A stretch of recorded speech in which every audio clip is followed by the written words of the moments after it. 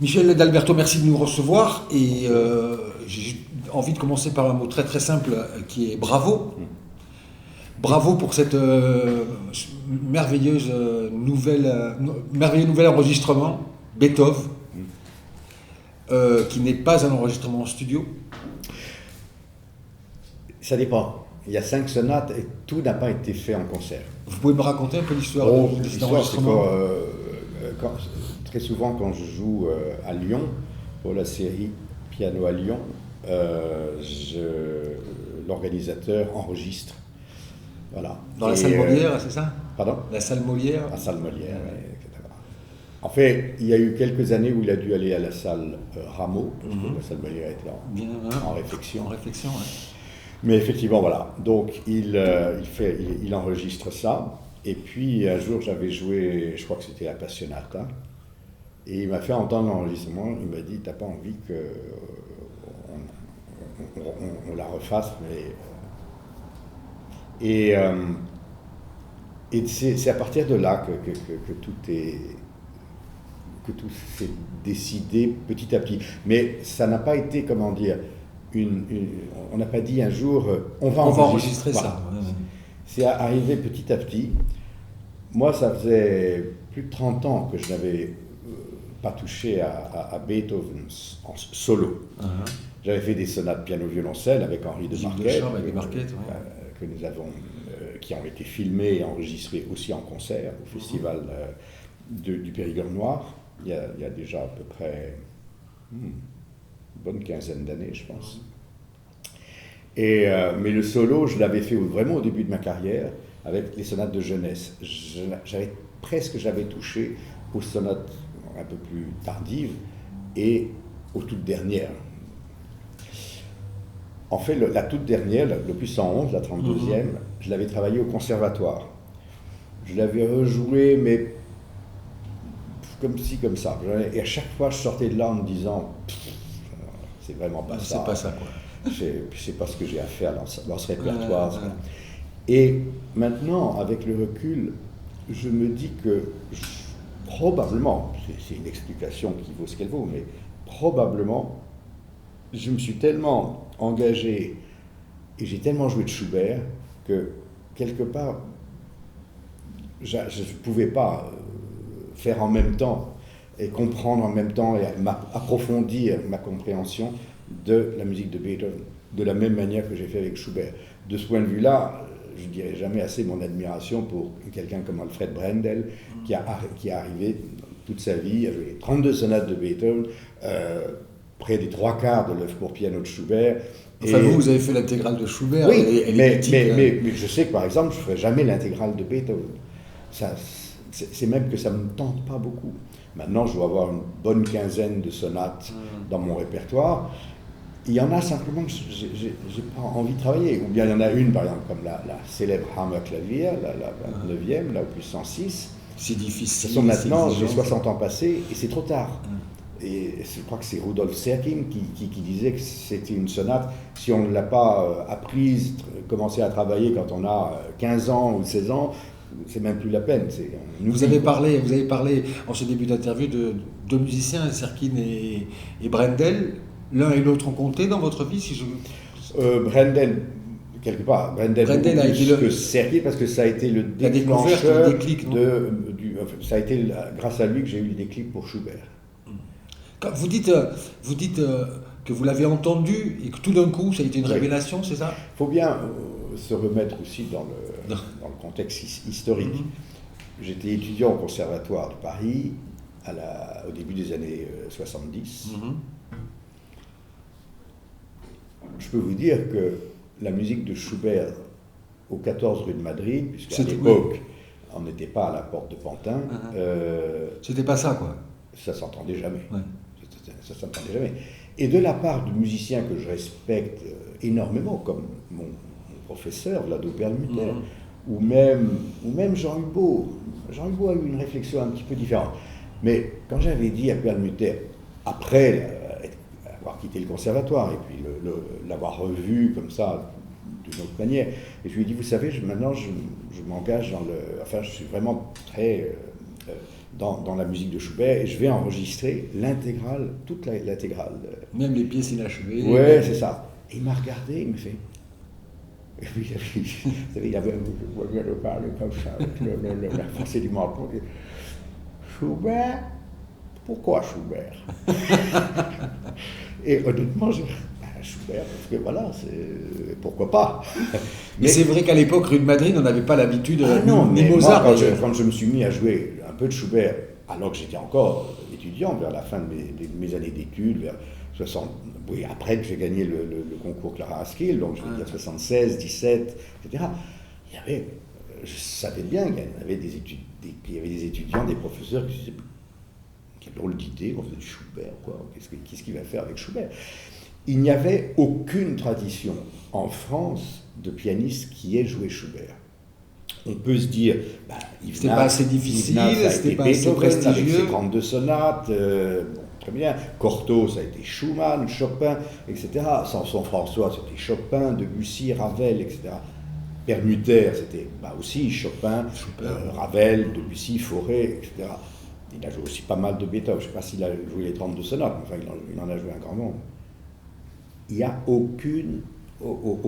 aucun pianiste, je suis désolé de le dire comme ça, mais avant moi, c'est un fait. Qui se soit aussi consacré de manière aussi approfondie à l'œuvre pour piano de Schubert. Et maintenant, évidemment... Et quand vous aviez les autres élèves et vos amis ou vos professeurs qui vous disaient mais qu'est-ce que tu fais à t'obstiner avec ça? Vous avez douté ou vous avez eu la certitude que c'était ça, quoi? Oh non, ça, le doute ne s'est jamais immiscé dans mon cerveau, parce que simplement, quand j'ai commencé à déchiffrer, j'ai acheté les partitions de toutes les sonates, et puis des œuvres de caractère, des mouvements musicaux, des impromptus, etc., et que j'ai commencé à déchiffrer ça, je me suis dit, mais là, il y a un trésor incroyable, extraordinaire. Vous avez coutume de... Et puis, je dirais en plus une chose. Là aussi, c'est vraiment pas modeste ce que je vais jouer. Mais je l'ai joué à ma manière, mais j'ai jamais eu le sentiment d'être étranger dans cette musique. Je me suis jamais posé de questions en me disant comment on peut jouer ça, alors que chez Beethoven. Et d'ailleurs, vous dites Schubert, c'est ma langue naturelle. Et Beethoven, c'est quoi alors, pour vous? Mais là, on parle de deux génies de la musique, et si vous supprimez l'un des deux, c'est un pan de la musique qui va tout d'un coup ne pas exister, mais surtout, vous ne pourrez pas expliquer le développement de la musique après. Il y a un trou. Il y a un trou, et voilà, ça sera ce qu'on appelle un chaînon manquant. Donc, pourquoi vous préférez la couleur bleue à la couleur verte, ou pourquoi vous préférez le poisson à la viande? Enfin, je ne sais pas pourquoi je préfère Schubert. Et je ne peux même pas dire que je préfère Schubert à Beethoven. Moi, je n'ai pas dit que vous l'aviez Voilà, il ne faudrait pas employer ce verbe, c'est simplement, je me sens mieux. Alors maintenant, c'est vrai que... À la maison, presque. Ouais, d'une certaine manière. Et maintenant que je me suis beaucoup plus remis dans la musique de Beethoven, je l'ai beaucoup joué maintenant, toutes les sonates que j'ai enregistrées, puis aussi quelques autres, j'ai l'impression que je suis un petit peu plus à l'aise et un petit peu plus peut-être pas dans ma maison, mais en tout cas... Finalement, si je réfléchis à cet enregistrement Beethoven, vous n'avez pas beaucoup de mérite. Je pense pas. Selon vos dires, il suffit de jouer ce qui est écrit et ne jamais se prendre pour le créateur. Absolument. Vous pouvez m'expliquer ce que ça veut dire? Le compositeur, c'est le créateur. C'est lui qui a inventé les notes qu'il a écrites. Et moi, je ne suis qu'un interprète. Alors quand je dis ça, on se dit « ah ah ah ». Oui, mais ça veut dire que je ne crée rien. Au grand maximum, je recrée. Ça, je veux bien admettre que je recrée quelque chose. Mais je crée avec une base qui n'est pas... C'est pas moi qui l'ai inventée. Donc, il me semble que la première des choses qu'on peut déjà faire vis-à-vis du créateur, par politesse, enfin, juste par respect pour ce qu'il a écrit, c'est déjà d'essayer d'observer le mieux possible toutes les indications. Et quand je dis toutes les indications, c'est pas que les notes. Et ça, c'est une chose que je suis obligé de rappeler aux élèves constamment quand je les ai. Je leur dis, ok, vous avez les notes. Vous savez, les notes, c'est 30-40% des informations que le compositeur vous donne. Après, il y a tout le reste. Les indications de l'agogie, tempo, les phrasés, les indications de tempo, les changements de tempo, les indications de jouer ça avec une certaine rigueur, stabilité, ou bien au contraire d'être beaucoup plus souple, flexible, le rubato, les accents, toutes ces Et si on respecte tout ce qui est écrit, il y a toute la musique ou il manque encore quelque chose? Ben, il manquera comment on dit ça en matière gastronomique, la patte du chef, ou quelque chose comme ça. C'est-à-dire que, comme l'avait comme on dit des dizaines et des centaines d'interprètes, vous prenez 3-4 interprètes, ils observent tout ce qu'il y a d'écrit, et puis vous avez 4 résultats différents. Si on parlait heureusement, bien sûr. Ça me permet de pouvoir continuer à vivre. Voilà. Si on pouvait, là on est à côté des Invalides, donc il y a marqué liberté, égalité, fraternité partout, magnifique triptyque. S'il y avait un monument à Michel d'Alberto, on pourrait y avoir un autre triptyque qui serait, selon moi, rectitude, exigence, clarté. Est-ce que ça vous va? J'aimerais que vous définissiez rectitude. C'est une notion morale. Et après, il y aurait... L'exigence. L'exigence, ah oui, je crois que je suis assez exigeant. Oui. Et la clarté. Ça, je pense que c'est un héritage de l'enseignement que j'ai reçu. Je ne sais pas si je suis quelqu'un naturellement tourné vers la clarté. Je pense qu'il y a quand même aussi un côté obscur dans ma force. Mais la clarté, pour moi, elle est consubstantielle avec ce que vous avez dit juste avant, c'est-à-dire la rectitude. C'est-à-dire que tout ce qu'a écrit un compositeur, je pense que c'est la moindre des choses d'essayer de le faire entendre à l'auditeur. Et j'ai souvent, depuis le début de ma carrière, j'ai souvent entendu des gens, que ce soit des amis ou des gens comme ça, qui me disent « vous faites entendre des choses qu'on n'entend jamais ». Absolument. Je ne sais pas si je pense ça plutôt comme un compliment. Aussi, je pense que mais voilà, peut-être il y a des auditeurs, des mélomanes qui aimeraient peut-être un jeu parfois un peu plus, je sais pas comment dire, moins clair. Mais dans ce cas-là, c'est pas moi. Il faut aller écouter d'autres pianistes. Vous êtes spontané dans la vie et dans la musique? Je ne crois pas. Non, pas énormément. Je suis quelqu'un qui réfléchit pas mal avant de faire quelque chose. Vous avez aussi un petit côté control freak un peu, non? Oh là là, à 300%. Ouais. Je sais que je peux être le cauchemar de manager, d'organisateur de tournée, etc. Parce que je veux tout contrôler. Tout, les voyages, les hôtels, à quelle heure je vais répéter, qu'est-ce que je fais là. Ça correspond à quelle peur? Je ne crois pas beaucoup à la psychanalyse ou à la psychologie, tout ça, mais je dirais que ça m'aide à vivre. J'ai besoin d'avoir un cadre. Je vous comprends parfaitement. Et pour moi, le cadre est très important, aussi la structure.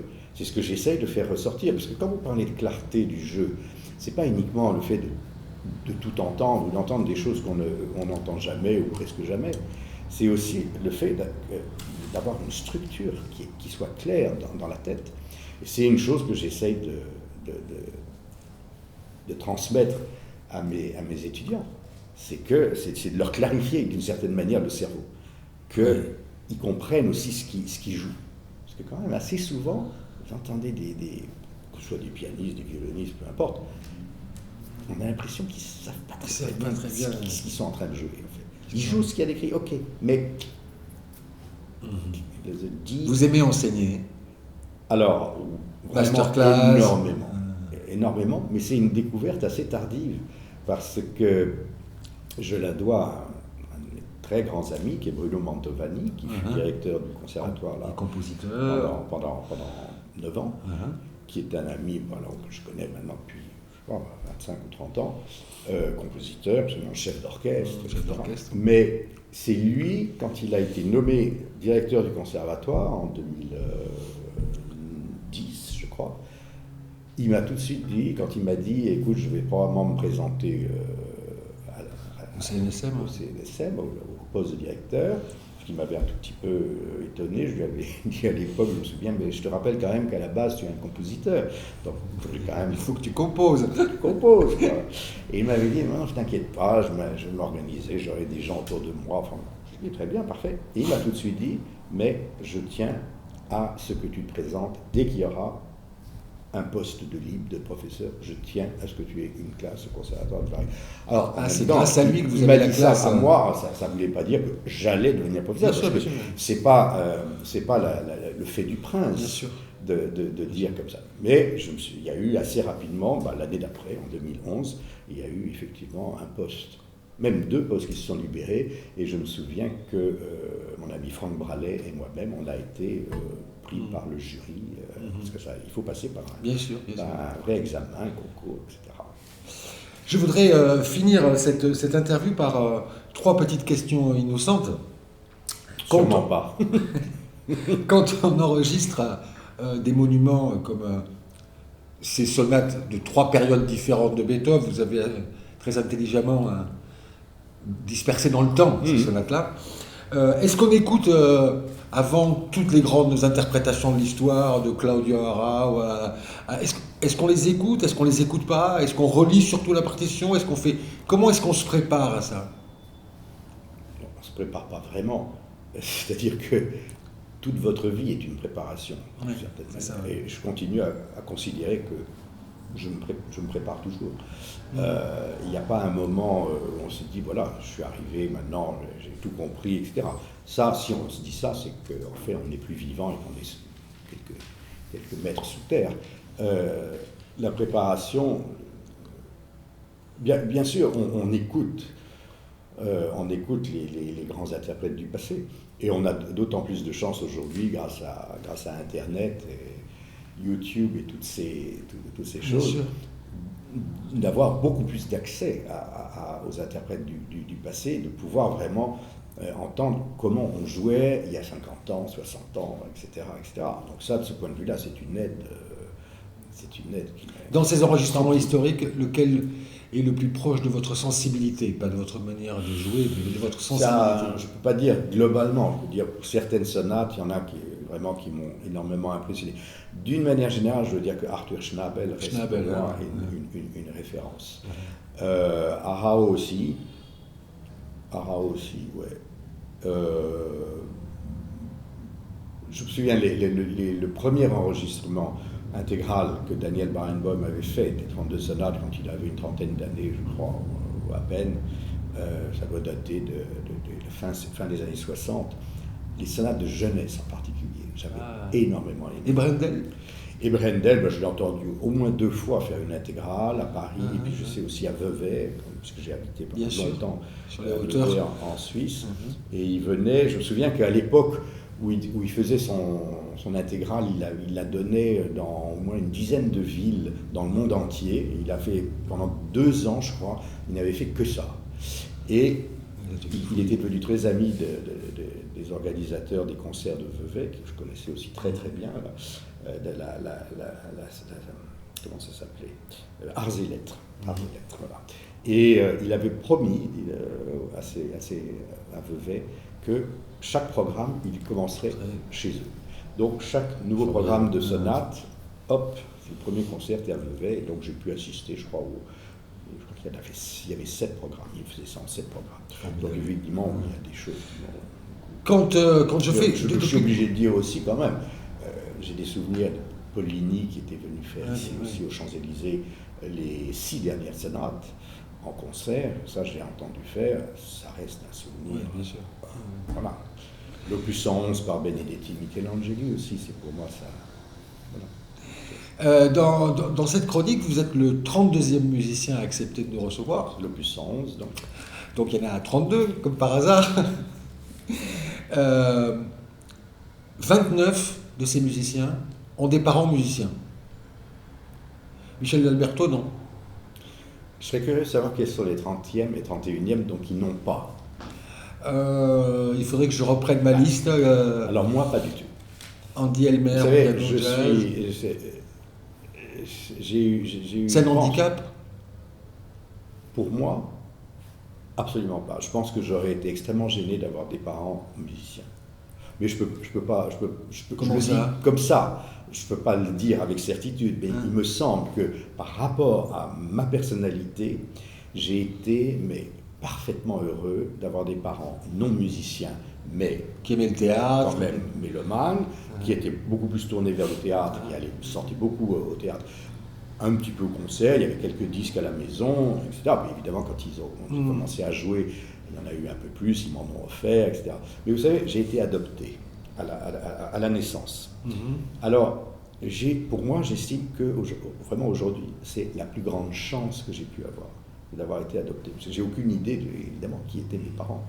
Enfin, et j'ai eu cette chance extraordinaire de tomber dans une famille qui a accepté, j'aime pas employer le mot don parce que ça veut rien dire. Enfin, en tout cas, l'apparent talent que je pouvais avoir, facilité que j'avais pour comprendre la musique, pour la jouer, voilà. Donc, pour moi, j'estime que ça a été une chance exceptionnelle. Je ne peux pas imaginer que mes géniteurs auraient pu être de meilleurs parents, en fait. Moi qui n'ai pas connu mon père, je me suis souvent imaginé que certains de mes talents venaient de lui que je ne connaissais pas. Oui. Est-ce que c'est une idée qui vous a traversé? Oh, bien sûr. Ou c'est peut-être de lui, ou peut-être de ma mère, ou peut-être du frère de mon père, ou je ne sais pas, ou d'un grand-père, j'en ai aucune idée. Mais, si vous voulez, ça ne m'a jamais vraiment intéressé. Je veux dire, ça s'est passé comme ça, ils ont été obligés de... mais ça s'est bien passé, parce que je suis né à une clinique à Auteuil, et puis le lendemain de ma naissance, mes parents venaient me chercher, et puis voilà. La vie. Donc, de ce point de vue-là, c'est pour ça que je dis, avec un grand sourire, pour moi, ça a été la plus grande chance. Plus encore que d'avoir cette facilité pour la musique. Vous dites que vous avez une enfance merveilleuse et parfaite, donc parce que tout est dit. Pardon? Tout est dit. Oui, exactement, exactement. Ma dernière question, vous avez parmi vos passions, il y a des musiciens qui aiment la peinture, la course à pied, d'autres qui aiment la cuisine. Voilà. Tant mieux pour moi. Vous aimez un sport, enfin une activité, qui est la plongée sous-marine. Et le ski aussi. Mais revenons sur la plongée sous-marine. D'abord, c'est deux activités très mauvaises pour les pianistes, je ne vous félicite pas. Mais sur la plongée sous-marine, c'est quand même une activité très particulière qui est confrontée au silence. Non. Comment non? Non, ça c'est le fantasme. Moi, j'ai jamais plongé, donc... C'est le fantasme. J'ai dit un musicien qui fait de la plongée, qu'est-ce qu'il cherche dans ce silence-là? Il y a au contraire du bruit sous l'eau. Ah bon? Il y a que le bruit que vous faites, le bruit des bulles, le bruit de votre respiration. C'est absolument pas silencieux. Et puis même, de temps en temps, quand vous vous approchez, par exemple, d'un bouquet de coraux, et que vous avez des poissons qui viennent avec leurs dents devant gratter le corail, vous l'entendez, comme ça. Ah oui. La plongée, c'est une question, donc maintenant que je sais qu'il y a beaucoup de bruit, ma question sur le silence se tient moins. C'est un vacarme épouvantable. Le monde du silence. Mais voilà. C'est une question de respiration. Bien sûr. Le piano aussi. Le piano, ça aide beaucoup de respirer. Faut toujours mettre beaucoup d'air dans la musique. C'est pas moi qui le dis, d'ailleurs c'était Pablo Casals qui l'avait dit, je crois, à Claras, il avait dit la respiration c'est la musique, c'est la vie de la musique. Et il a entièrement raison. Je vous remercie beaucoup et encore bravo pour ce magnifique enregistrement. Merci.